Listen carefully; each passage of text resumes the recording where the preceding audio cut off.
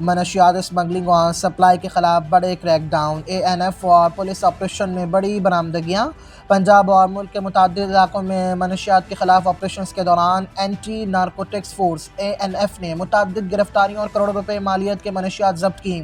مختلف آپریشن میں پارسل گاڑیوں اور ایئر روٹس کے ذریعے اسمگلنگ کیے جانے والے نشہ آور مادرات درآمد کیے گئے۔ حکام نے کہا کہ یہ کارروائیاں سپلائی چین توڑنے اور نیٹ ورک کے کلیدی عناصر تک پہنچنے کے سلسلے میں کی گئیں۔ گرفتار شدگان سے تفتیش کے بعد مزید رابطوں اور گرفتاریوں کے امکان کا عندیہ دے دیا۔ صوبائی انتظامیہ نے قانونی کارروائی اور عدالت میں مقدمات کی تیاری تیز کر دی۔ عوامی سطح پر نشہ مخالف آگاہی مہمات بھی تیزی لائی جا رہی ہے۔ قانونی نظام اور عدالتوں کے ذریعے فوری کارروائی کے عمل پر نظر رکھی جائے گی۔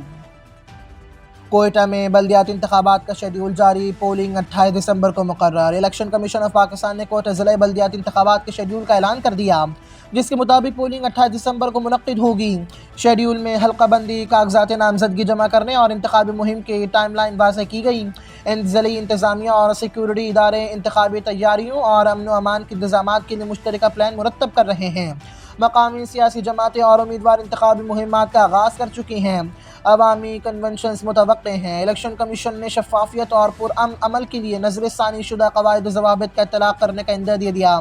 عوامی آگاہی اور شکایت کے ازالے کے لیے میکانزم فعال کیے جائیں گے۔ ضلع سطح پر انتخابی اہلکاروں کی تربیت اور لاجسٹک انتظامات کی تفصیلات جلد جاری ہوں گی۔ گوادر ساحل پر نایاب ہینڈ بیگ برانڈز ویل کی مشاہدہ، ماحولیاتی نگرانی تیز۔ گوادر کے ساحلی پانی میں ماہی گیروں اور ماہرین سمندریات نے نایاب ویل کی موجودگی کا مشاہدہ ریکارڈ کر لیا، جس کے علاقے کی بحری حیاتیاتی اہمیت سامنے آئی ہے۔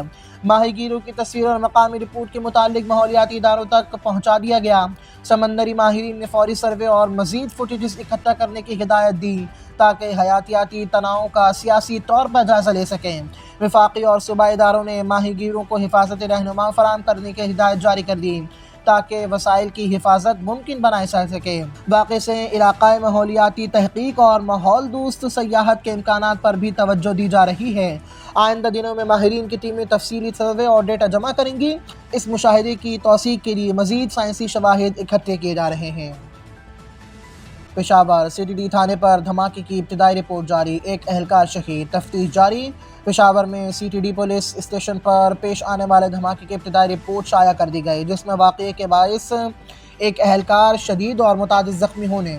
مقامی پولیس حکام نے ابتدائی رپورٹ میں بتایا کہ دھماکے کا سبب ممکنہ طور پر پرانی ذخیرہ شدہ مواد کے خود بخود دھن یا غیر محفوظ ذخیرہ ہو سکتا ہے، تاہم تفتیش جاری ہے۔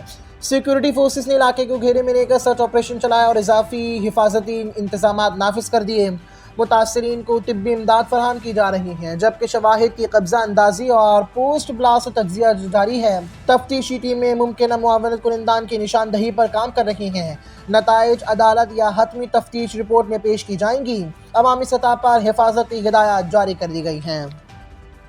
اور افغان مہاجرین کی شناخت کے لیے ٹیمیں تشکیل، رجسٹریشن سروسز کی فراہمی تیز۔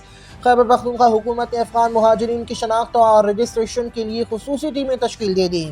رجسٹریشن مراکز پر عمل تیز کر دیا گیا۔ مقامی اور وفاقی اداروں کے اشتراک سے شناختی عمل، رہائش کا اندراج، صحت اور تعلیمی ضروریات کا جائزہ لے رہا ہے۔ انتظامیہ نے کہا کہ عمل مقامی قانون اور بین الاقوامی معیار کے مطابق ہوگا۔ کمیونٹی رہنماؤں کو بھی عمل میں شامل کیا جا رہا ہے۔ شفافیت برقرار رہے گی۔ رجسٹریشن کے بعد ممکنہ ریلیف کیمپ، مینجمنٹ اور سروسز کی فراہمی کے لیے مخصوص پلان متعارف کرائے جائیں گے۔ سیکورٹی اور انسانی ہمدردی کے تقاضوں کو ایک ساتھ رکھا جا رہا ہے۔ آئندہ رپورٹس مرحلہ وار شائع کی جائیں گی۔ مزید تفصیلات متعلقہ محکموں کی ویب سائٹس پر دستیاب ہوں گی۔